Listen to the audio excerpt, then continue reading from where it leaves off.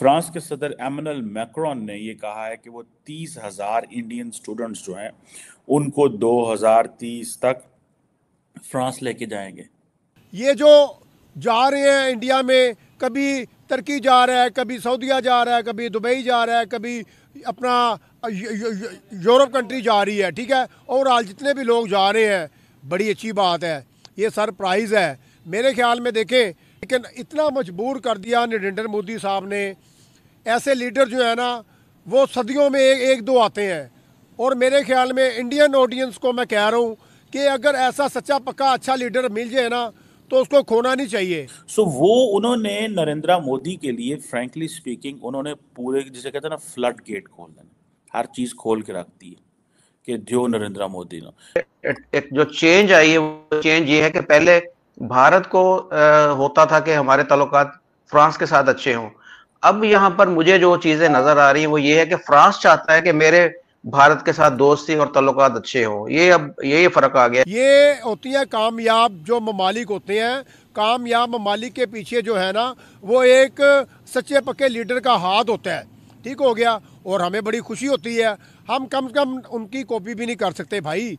Narendra Modi basically wanted to give a message to Joe Biden कि भाई अगर तुम हमारे नहीं आ रहे इस पे तो ठीक है, मेरे पास जो यूरोप का सबसे तगड़ा प्लेयर है वो मेरा पार्टनर है, मैं उसको ले आऊंगा। क्योंकि अमेरिका को तो पसंद नहीं आ रहा कि भारत जिस तरह से प्रोग्रेस कर रहा है, तो उसको रोकने के लिए या उसको ये तो मैंने पहले भी कहा है कि भारत की 7.8%, 7.7% ग्रोथ जो है वो बिल्कुल अमेरिका, बल्कि अमेरिका नहीं पूरी दुनिया को पसंद नहीं है। किसको पसंद होती है?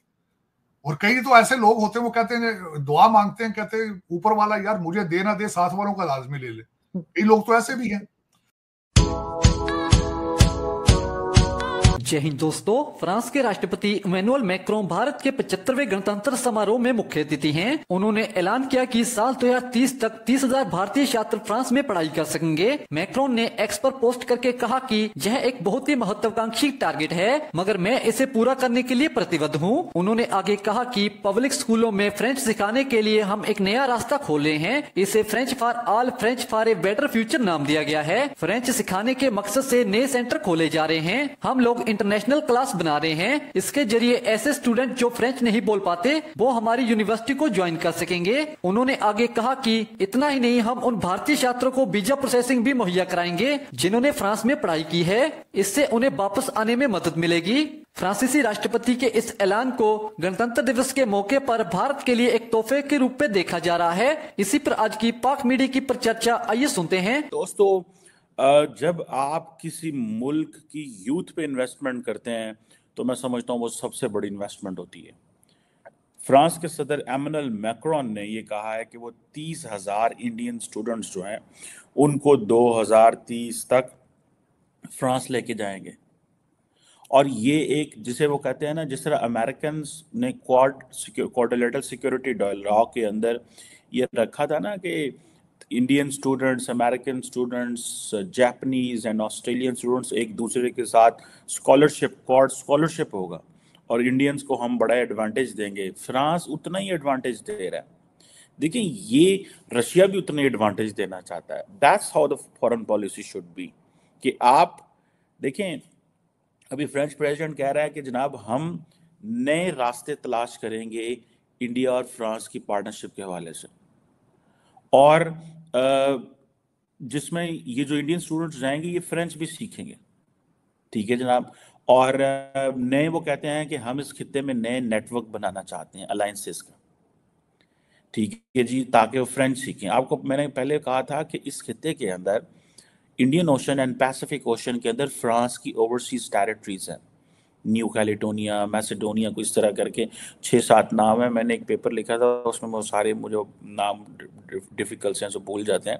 बट द पॉइंट इज कि वो कह रहे हैं कि हमने फ्रेंच लैंग्वेज को प्रमोट करना है। ठीक है जी। और वो कह रहे हैं कि हर वो इंडियन स्टूडेंट्स जिसने फ्रांस में स्टडी की हो उसके लिए हम जो वीज़ा प्रोसेस है वो बहुत आसान कर देंगे।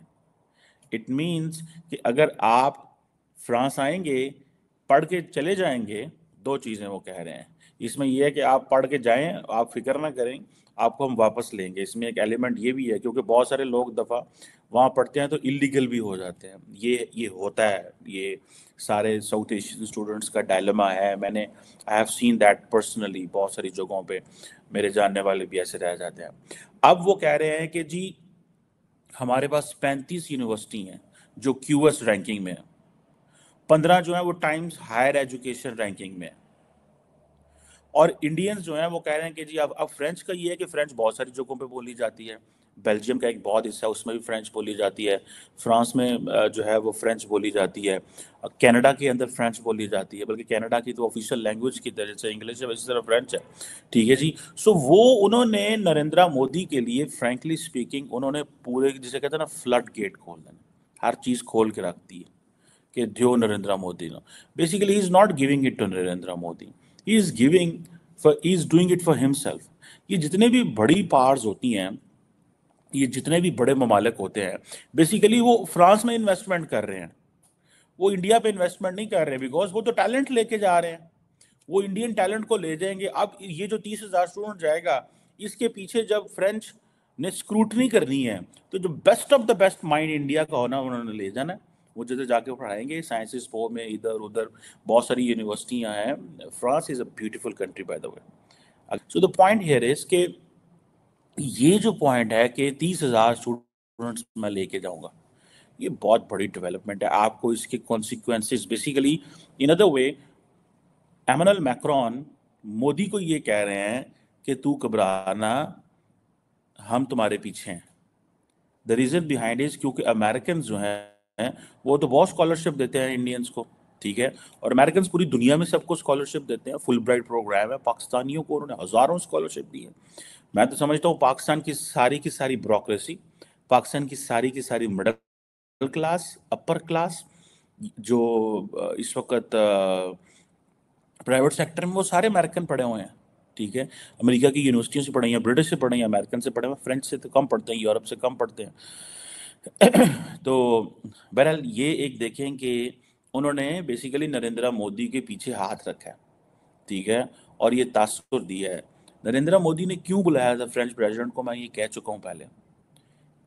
Narendra Modi basically wanted to give a message to Joe Biden कि भाई अगर तुम हमारे नहीं आ रहे इस पे तो ठीक है, मेरे पास जो यूरोप का सबसे तगड़ा प्लेयर है वो मेरा पार्टनर है, मैं उसको ले आऊँगा।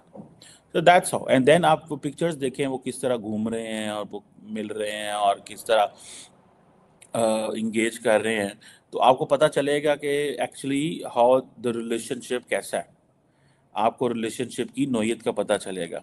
और उनको जारी बात है, आप देखें कि वो आज उनको इतनी बड़ी ऑनर वो दे रहे हैं इंडियंस,